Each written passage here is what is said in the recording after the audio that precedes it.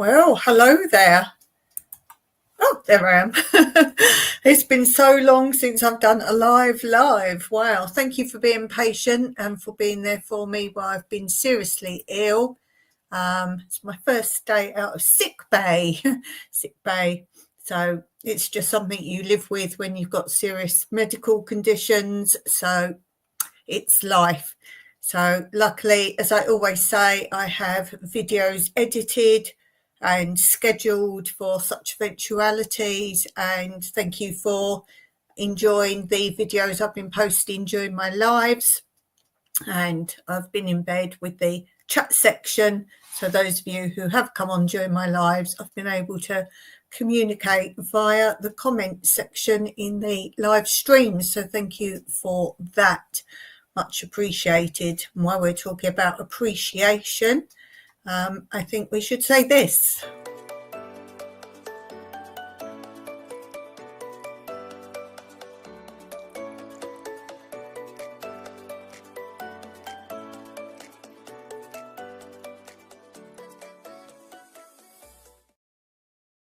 And thank you for those always supporting my channel, whether it be sharing, communicating, just being there, watching my videos, and to both new viewers and those that have been with me for some time. You're all appreciated, even if you just hit that thumbs up, and that is something that's very helpful. If any of you are interested, I'll just give you a brief what's happened today, because I'm keeping you abreast of what's happening with my court case against YouTube, and I filled in the silly form making you think it's court action, and it wouldn't stand in court what they make you tick. So don't worry about the fact they say that if the person you're taking to court is wrong, there's nothing you can do about it. It's not a real court form. I've dealt with courts before. And today I filled in another one of the forms that proceeds with the person of the owner of the channel that's trying to take me to court. And basically, I did let you know that the YouTube have to give you their personal email for you to communicate with them to try and sort things out prior. And the person said they were third party and they don't work on my behalf, so they won't communicate with me. So I've now put that in the court claim action, that information. I filled in all the forms that YouTube like you to fill in. And I just got a message straight back from YouTube to say they cannot proceed further with my court action. They're just doing everything to deny it because I'm totally in the right. So they can't proceed further with it because I haven't given them all the information. So I've just written back to say, I've given you all the information you've asked for and more. You need to legally tell me what it is that I need to do to proceed further, because you say I haven't given you all the information, which I have done. So let's wait and see. Let's wait and see. Just what I need, isn't it? Okay, let's look at the chat. We have Stitching It Up, Capturing Country Life here. Dawn and Heart, lots of waving. We have Steve from Desert Ventures in Arizona. Good morning, popped in for a few minutes before my live. Thank you for being here, much appreciated. And I do the same for Steve's channel that he does for me. If you can't watch someone's live, we can always watch it back later. Same with the videos. Okay, so what shall we start with today? I have titled this, and I will do it today, fun things to do on your mobile phone. So we'll do that today. But first, let's do some of our usual things we do on a Monday, and let's start with this.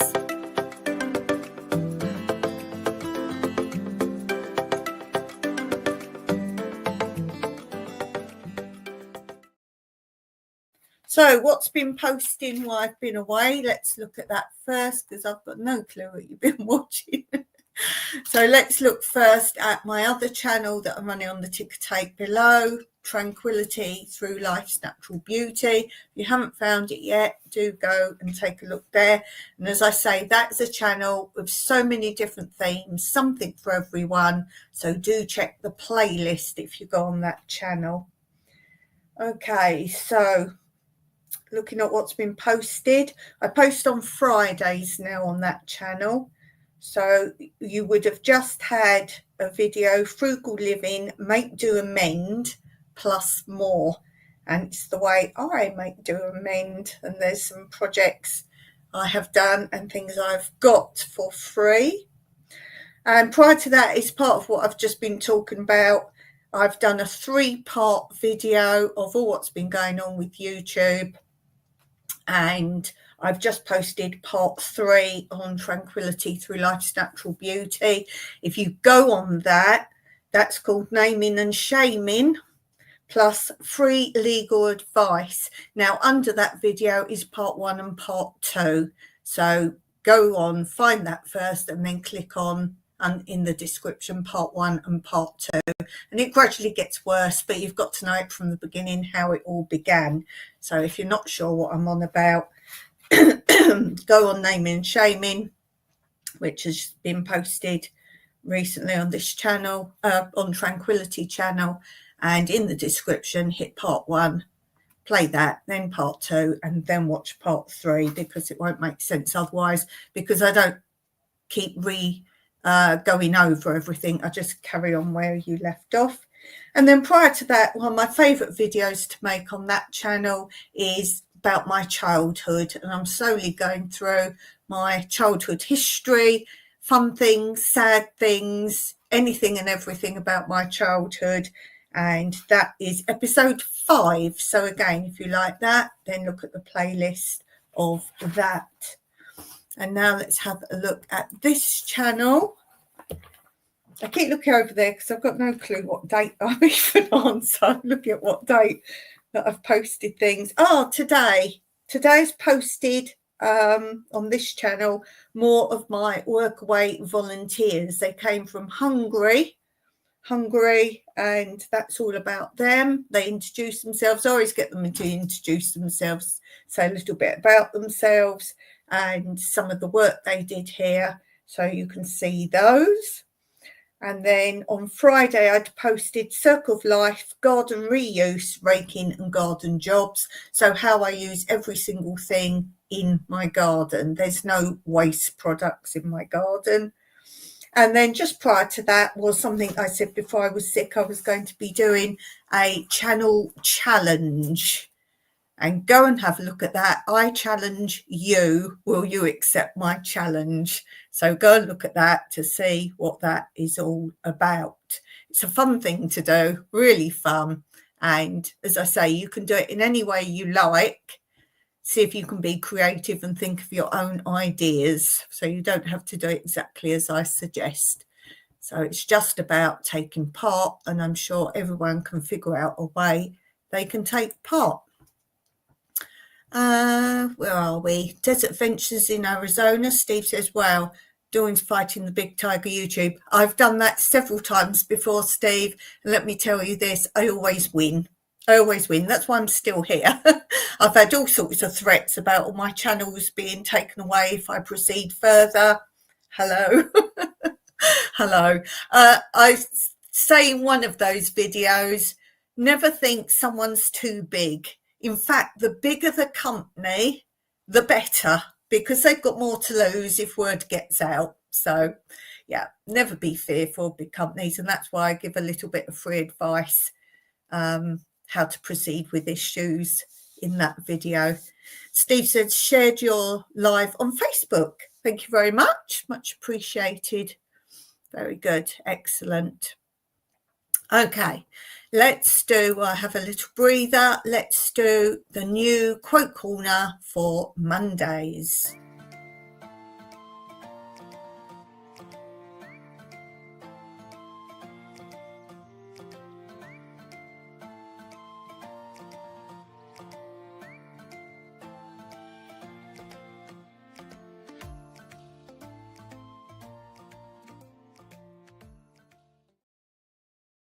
Okay, let's go on to another feature that we do a lot on Mondays, which is this.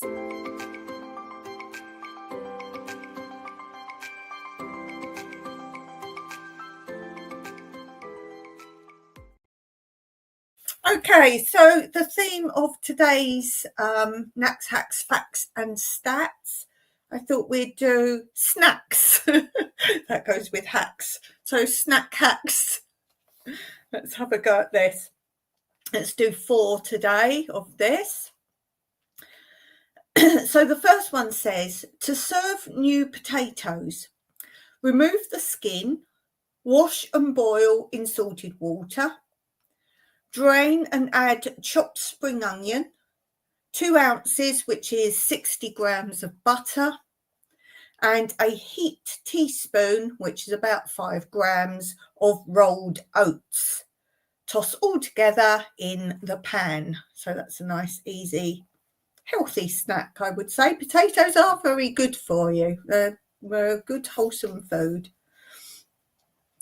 The next one is boil some large potatoes for about 10 minutes, then drain them.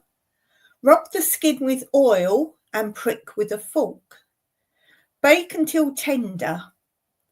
Cut in half, scoop out the centres and mix this potato with cheese or tomato or grilled bacon or sausage or any vegetables, whatever you like. Sprinkle with cheese and grill, which is broil. The next one, make a quick cold sweet by spreading jam, syrup, stewed apples or sliced bananas over the bottom of a flan case. Cover with thick custard and sprinkle with fine coconut. That's a different one. The last hack for today. For a delicious speedy sweet, slice a chocolate Swiss roll. Put a spoonful of ice cream on each slice. Cover with meringue and bake in a hot oven for a few minutes. So, are you going to try any of those? If you've got any good snack ideas, then do drop them in the comments. Okay, just checking the chat. Stitching It Up, Capturing Country Life says, I'm glad you're feeling better. And hit the thumbs up for our hosts, certainly, certainly. YouTube informs me I get lots of views, but not many thumbs up.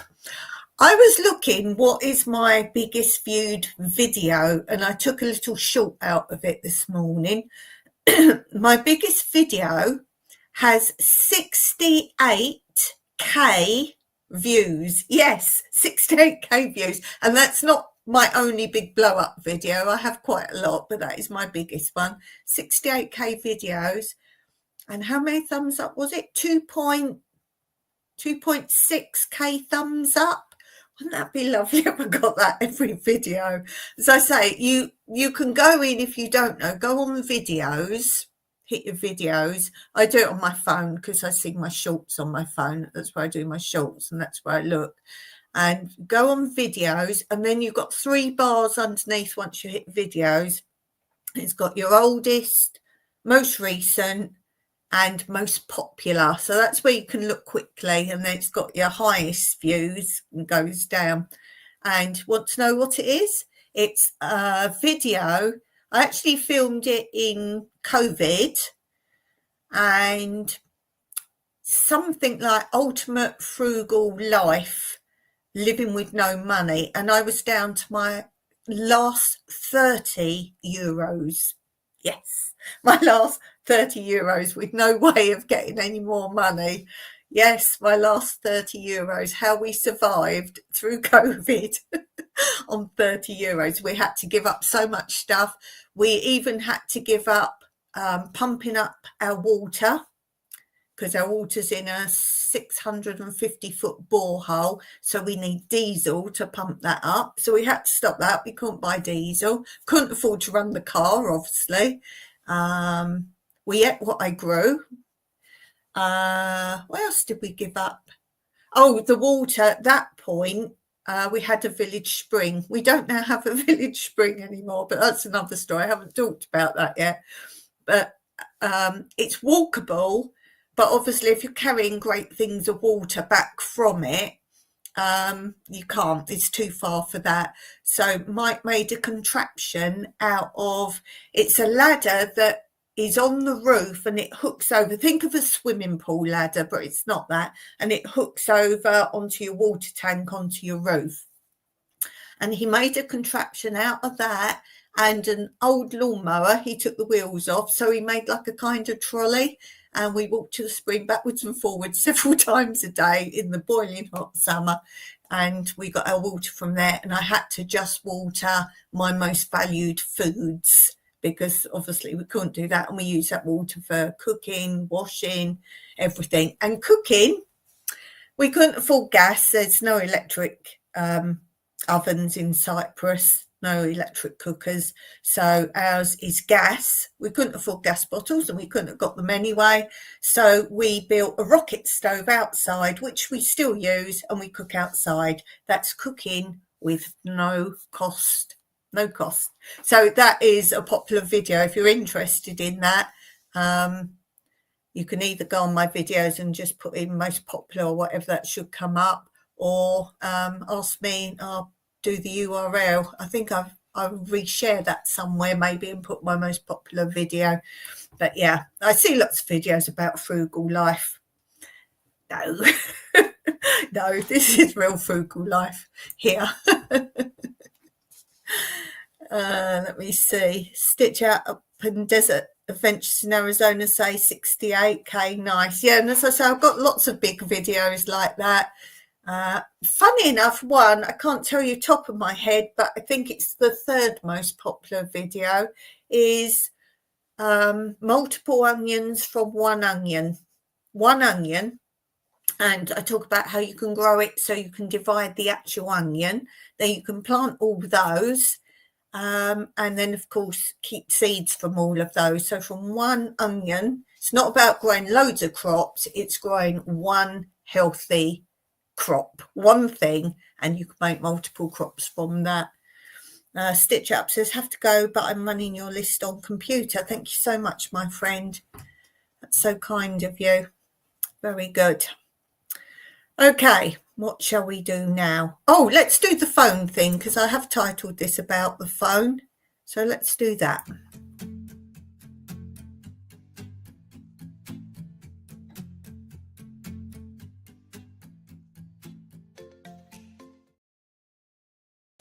Okay, so these are fun things to do on your phone. Now, I don't have a smartphone. I just have what they call Android phone, just a basic phone, not a smartphone. So I thought I would do things that I can do on my phone, and indeed I have done the first two of these things. If you know anything else you can do on your phone, like fun, do tell me how to do it. Like these first two, these are the sort of things I'm into. So as I say, not a smartphone, because most stuff you can't do on a normal mobile phone. So these things you could do on a normal mobile phone. The first thing you can do, now you have to ask your assistant. So you speak to the phone, you don't type it in. The first thing you ask is you just say, drop bear.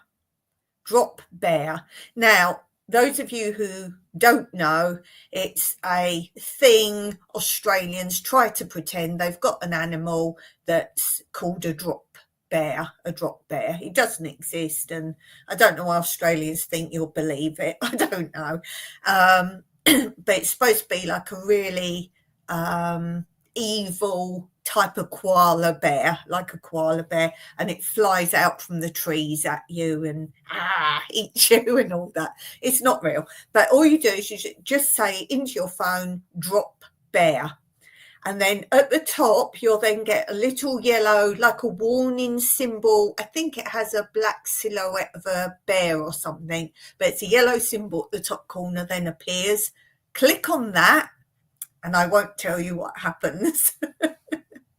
So that's one thing you can do. So that's a quick bit of fun.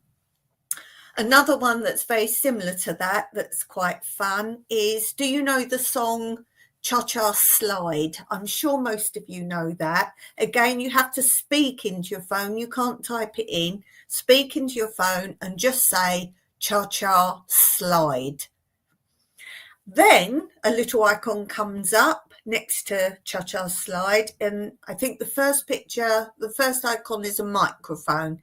So you just click on that and it says the first bit of the song, sings the first bit.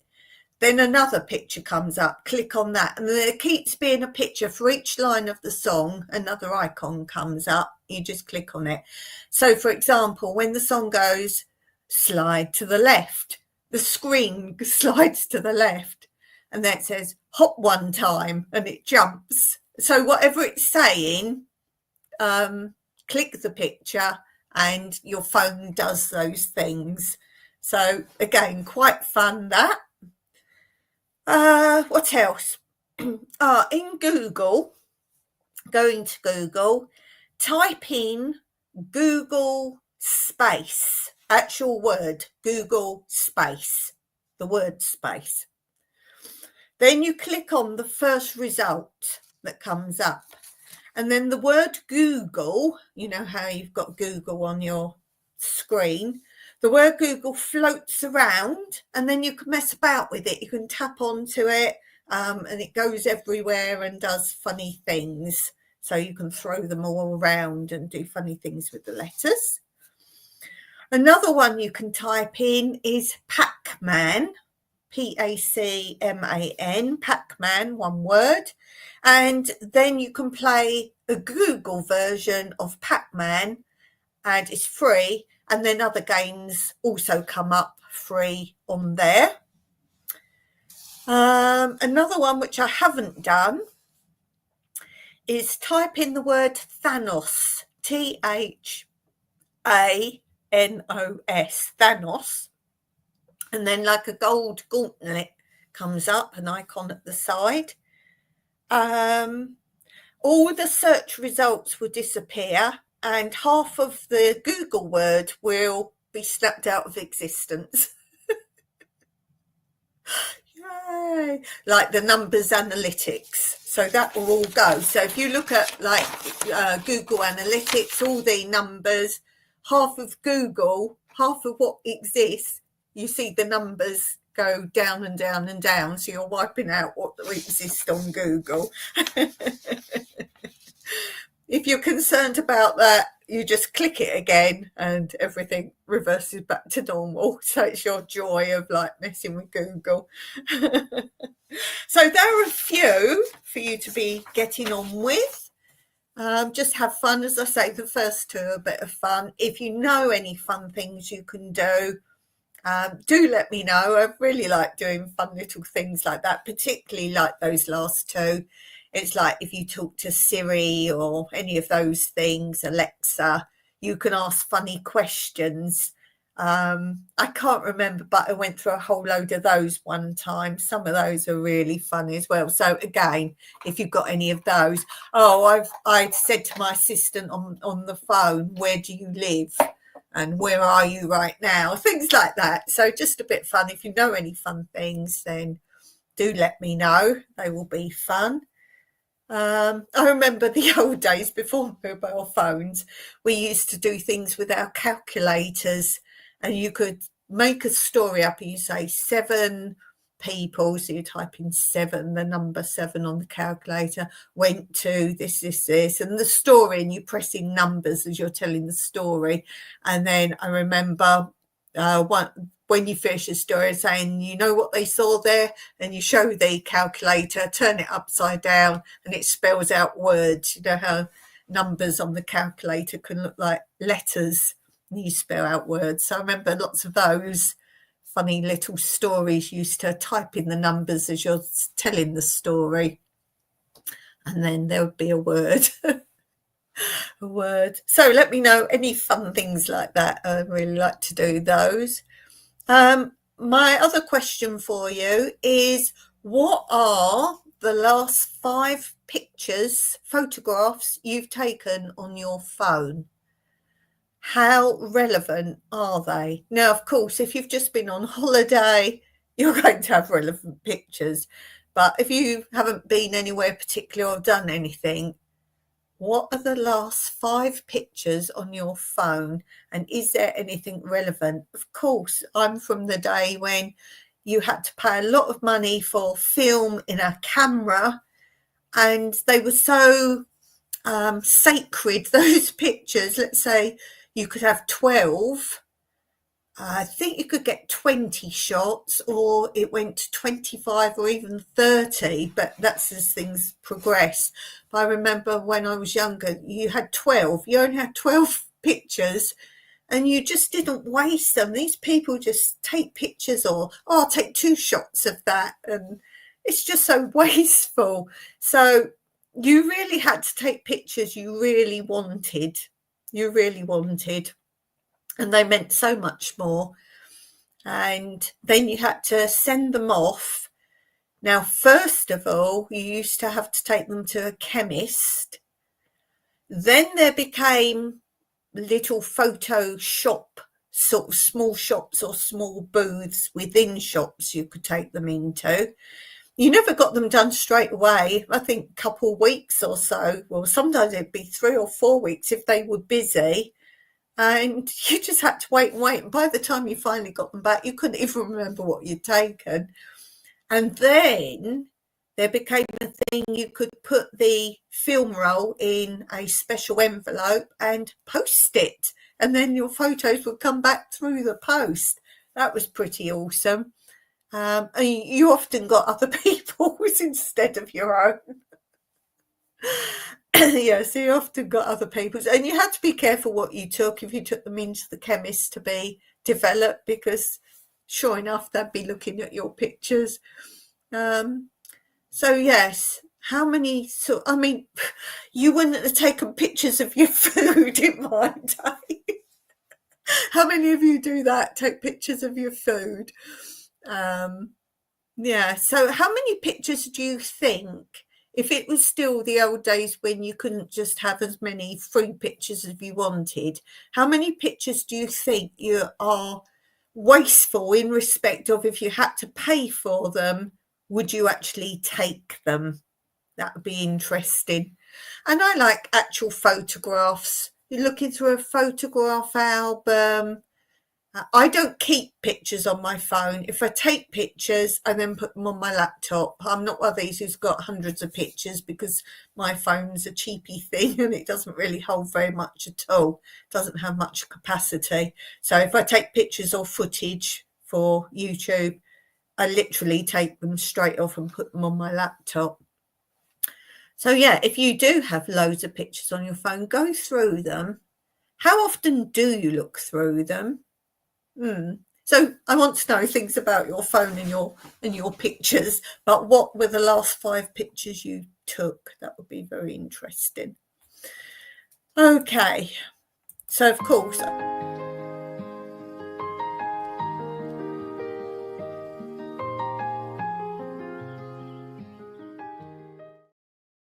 yes, I'm doing more of this garden stuff because it's for you guys. You like to see what's going on in my garden. And I think I'm up to doing some planting out tomorrow. I'm going to do some planting out. So my indoor seeds, this is round 3 I'm literally on now of indoor seeds. So I might plant some of those out tomorrow. We say at least transplant some. So yes, look out for that. That's coming soon. Okay, let's do this.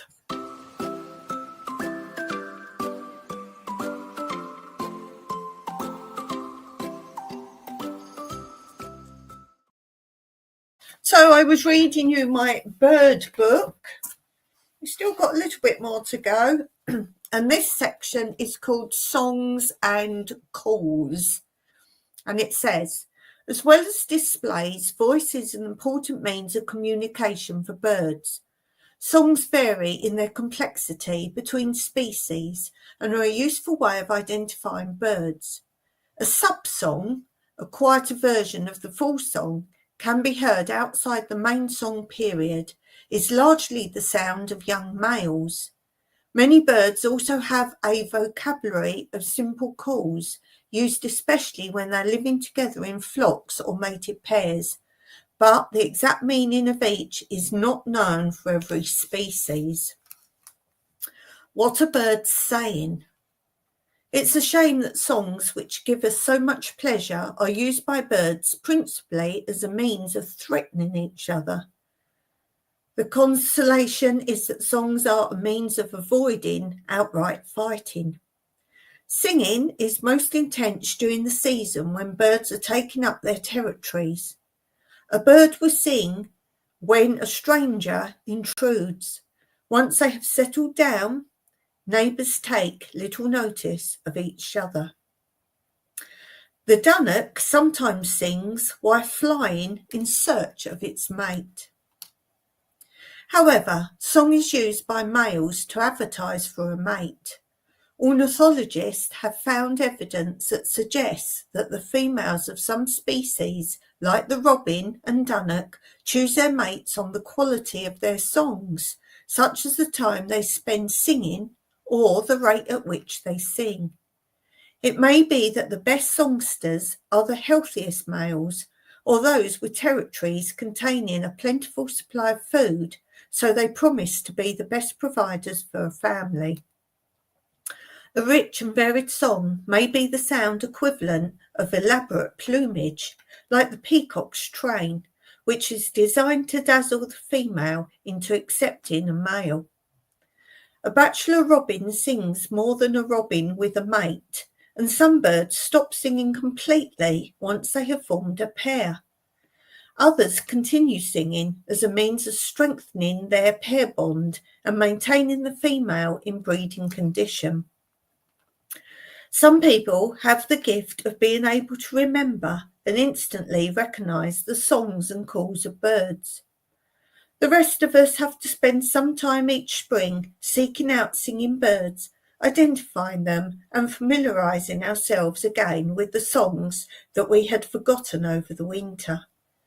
Even then, there are usually a few species songs that we find difficult, especially when a bird has a varied repertoire or its song can be confused with another's. It helps jog our memory if we can put words to the songs, as with Little Bit of Bread and No Cheese, Sound of the Yellowhammer, a member of the bunting family, or the chaffinch, Sweet Will You Kiss Me Dear. The descriptions of songs and calls in bird profiles are designed as a similar memory aid. Simple and varied songs. One long-standing puzzle is why some birds have simple songs and are content to repeat cuckoo or a similar monotone phrase, maybe hundreds of times, while others have the most varied outpourings of warbles and trills. An individual robin, for example, has a repertoire of several hundred phrases, with about 4 used in each song cycle. The sequence is constantly changing, so each robin's song is never the same twice. The value of this complexity seems to be that the singer persuades other males to settle elsewhere by fooling them into thinking that a patch of ground is packed with rivals. If a male robin has such a varied number of notes, and a female robin perceives them as coming from a possible mate, how does the male manage to sing the right notes, and how does the female recognise them? The answer is that a bird's song is particularly inherited from its parents or instinctive, but also learnt from other birds that it hears, sometimes while still in the nest. It grows up listening to the males of its species singing in neighbourhood gardens and uses the memory of their notes to compose its own song. A chaffinch starts to sing when it leaves a nest, but its first song is a quiet rambling medley of chirps and rattles known to be the subsong. This is a form to be practiced. The chaffinch stops singing during the winter and starts again in spring when it establishes its first territory. The subsong now changes, becoming louder and closer to the adults, but without the 3 clearly defined phrases that are characteristic of the full song. Eventually, the young bird confidently sings the full song, although it will practice with sub-songs each spring. Many garden birds sing for most of the year, except when busy chick rearing or molting. An autumn burst of song will coincide with the time that some birds establish a territory and often find a mate. Cold weather disrupts these activities, but you can still hear some song on fine winter days. Then, in spring, the air becomes filled with song from dawn to dusk as the birds finally settle down to breed. And next time we will talk about the dawn chorus. And I've got a video coming up, Dawn Walks at Dawn. So that will be coming up very soon. I thought that was good. There's two parts to it. Dawn Walks at Dawn. So, okay, we're going to finish there for today. I think I've done pretty well for my first day back. Thank you so much for watching. Don't forget, hit that thumbs up, drop a comment, and I will see you soon. Till next time, Meraki.